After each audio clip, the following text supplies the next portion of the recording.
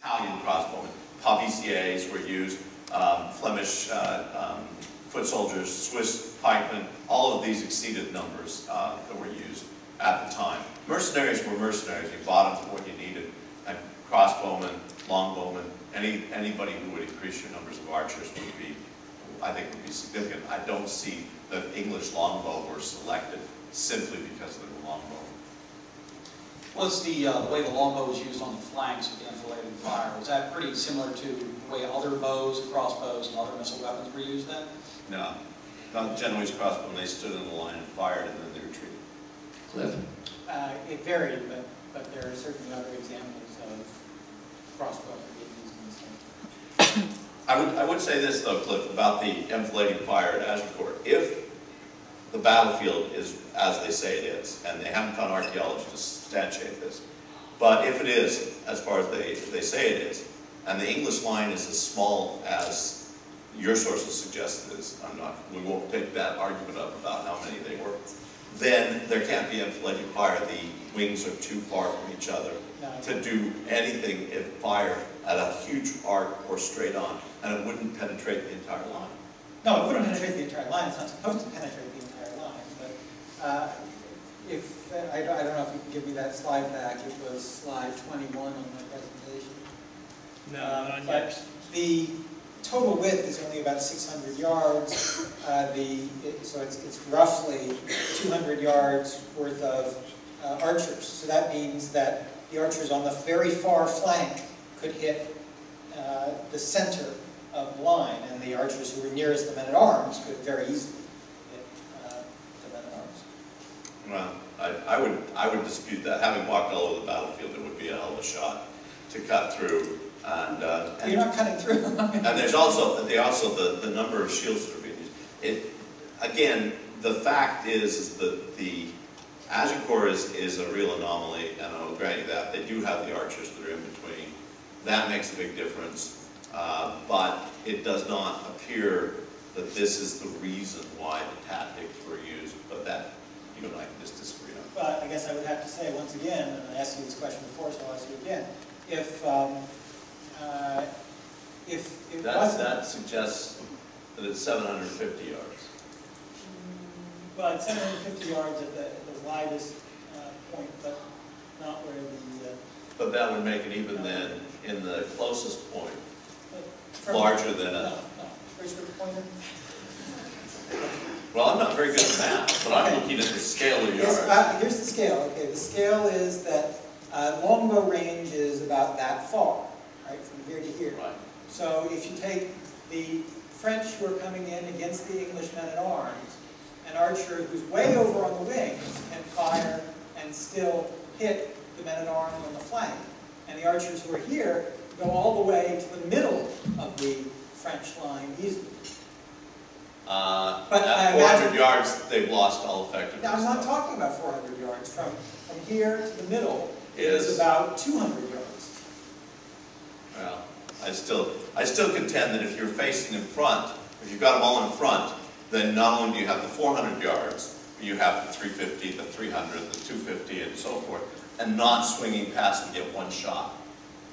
Well, I think that what happens is as the men-at-arms advance into the jaws of this double envelopment, the archers who are bypassed start coming around and shooting in the back. No, they didn't. Yeah, they did. Because that then puts their back to the French troops, who would then be sweeping in on the second wave. I think that they would have proved to be rather stupid. No, I'm talking about the second wave. They did that as the second wave. That's the second wave. Right. Do we have another question? I have a question for Professor DeVries. Yes. Do you prefer Bushmills to gins? You know what? I'll take whiskey. I even got some great stuff from Kentucky that was sold in the London airport last time. Is your point of view that the longbow is badly overrated? Yes, but I think it's badly overrated by individuals who are making it into a myth. I don't see this as something, as I said, I don't think this is something that is just now. This has been a myth that was created from way back when. It was, we're talking, I mean, Cliff's absolutely right. The fear of death is certainly going to determine much on the battlefield. But a psychological fear is even better. The best medieval battle is the one that's not fought. And if a French force comes up and says, oh, you know, whatever, merde, you know, look at those French, look at those English archers, and remember what happened the last time our guys fought, then why not run away? Instead, the French, and they were not stupid despite modern myths to this effect, the French continued to ride into English archery that suggested that they were not going to have any success. That would make them the stupidest soldiers as well as leaders.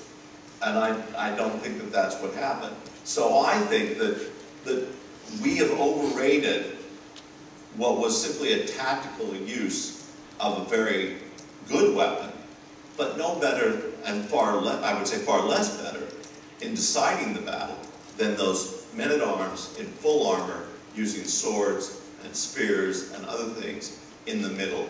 They're the ones who decide the battle. If you read Cressy, if you read Agincourt, if you read any of the accounts of any of the English battles, it is the determining factor is right there in the middle. It's when the Black Prince is on his knees fighting the Battle of Cressy with his sword and the men around him fighting. That's where the battle is determined at Cressy, not on the wings and not when the Genoese come in. Well, I think Cliff wants to respond.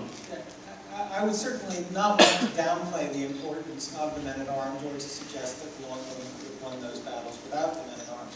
However, English men-at-arms were basically the same as French men-at-arms, except that there were 4 or 5 or 10 times as many French men-at-arms. So the English men-at-arms needed some special advantage, some way in which their army was different from the French army to be able to win the battles. And by the way, not just win them, but win them crushingly and utterly one-sided.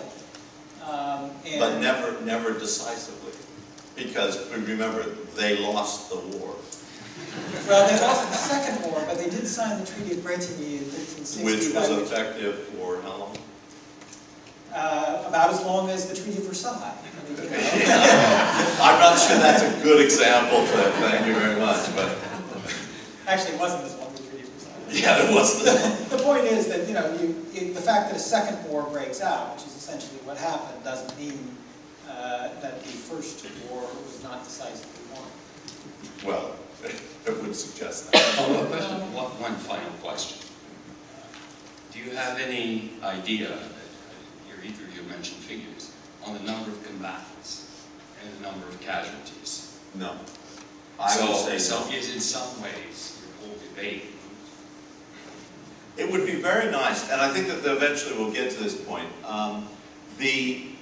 And we've got a better expert on the battlefield of Towton, which correct me if I say something wrong. But neither Visby, the other large excavation that took place in the 1920s, the battlefield of Visby, or the excavation in Towton, both of the ones that were initially found and the ones that have since been dug out of the dining room, or any other casualties that have been found from the Middle Ages, show many torso wounds. Now, part of that is obvious because it's not as solid as, say, the skull is. But it appears to me that with this amount of evidence, we should have arrow wounds that are showing in the torso and more arrow wounds that are fatal in the head. We don't.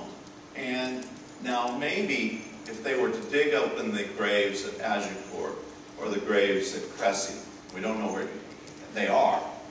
But even if they were to dig them up, I mean that's even been disputed. We don't know for sure where they are. But even if we were able to dig those up, and suddenly you see nothing but arrow wounds all over the skeletons, I'm more than willing to stop and change directions immediately. But we don't have any. I mean, do we have anybody we can determine was killed by an arrow?